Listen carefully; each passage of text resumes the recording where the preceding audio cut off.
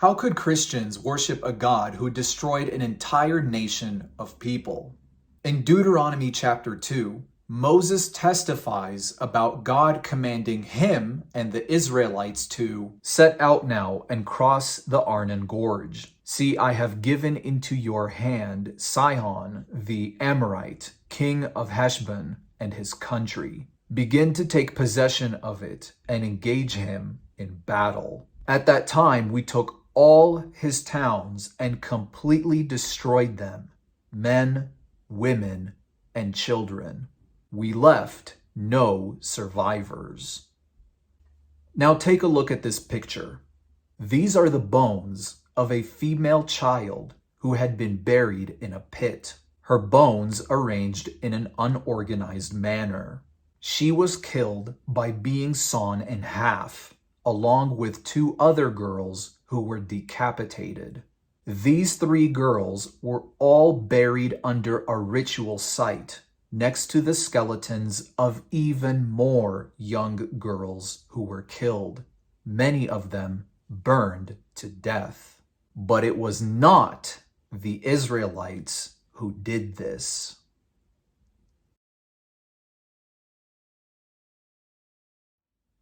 The ancient city called Gezer was located west of Jerusalem in the Judean foothills. This city was occupied by the Amorites, who were descendants of the Canaanite people. Despite being massive in number and having a very strong military, by the year 1200 BC, the Amorites completely vanished from the pages of history. Why is that the case? In Genesis 15, we read about Abraham falling into a deep sleep. During this time, God appears to him and tells him that his descendants will inhabit the land of the Canaanites. However, this process would take 4 generations to happen because the sin of the Amorites has not yet reached its full measure. What is this sin of the Amorites that God is referring to? This is Robert Alexander Stewart McAllister. He was an Irish archaeologist.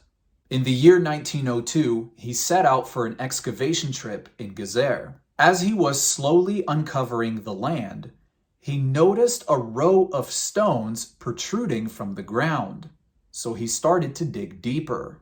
What he ended up unearthing were the remains of a Canaanite high place, referred to as a bama in Hebrew. A bama is an altar that is built on a hilltop and used for idol worship and sacrifice. This particular bama in Gezer consisted of 10 stones, many of which were well over 10 feet tall. The stones were like pillars, and they were all arranged in a line going from south to north. Next to these stones was a basin made of limestone. Inside the basin and in the ground all around the basin were jars filled with the bones of young girls. McAllister estimated some of these girls to be less than a week old at the time they were sacrificed. The way in which they were sacrificed is even more chilling. In his careful examination, McAllister noticed burn marks all over the skulls of these infant girls, some of whom had even been cut in half. He concluded that during these idol worship ceremonies, the Amorites would cut their children in half or burn them with fire in the basin made of limestone before stuffing their lifeless bodies into large clay jars and burying them in the ground next to the pillars. McAllister drew a diagram of the site and marked every single jar he found containing the remains of young girls with the letter J. In this diagram, we see that there are 10 different places marked with the letter J. Underneath this bama, he discovered a cave with a flat stone that had been laid down. On the stone itself were the remains of even more sacrificed children. This form of idol worship was done in the hopes that, through sacrificing their child, the family would gain health, wealth, and prosperity. In the book of Leviticus, God commands the Israelites, "You will not let any of your descendants pass through the fire of Moloch, nor will you profane the name of your God. I am the Lord." Any Israelite or any foreigner residing in Israel who sacrifices any of his children to Moloch is to be put to death. And in Deuteronomy 12:31, he also says, "You must not worship the Lord your God the way the other nations worship their gods, for they perform for their gods every detestable act that the Lord hates. They burn their sons and daughters as sacrifices to their gods." Being descendants of the Canaanites, the Amorite people worshipped Moloch as one of their many gods. The way in which this god was worshipped was primarily through child sacrifice, offered by fire. God waited hundreds of years for the Amorites to repent of their sin, but that day never came. What did come, however, was God's righteous judgment upon these Canaanite people.